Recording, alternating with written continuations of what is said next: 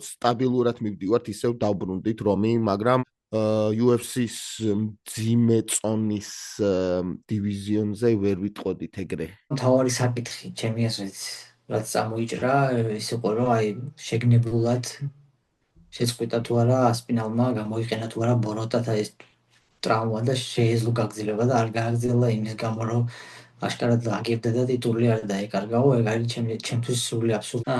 პერერამ let's make the heavyweight division great again რა. ანუ პერერას ასვლა უნდა რა, მაგრამ უარი როგორ უნდა უთხრა პერერას?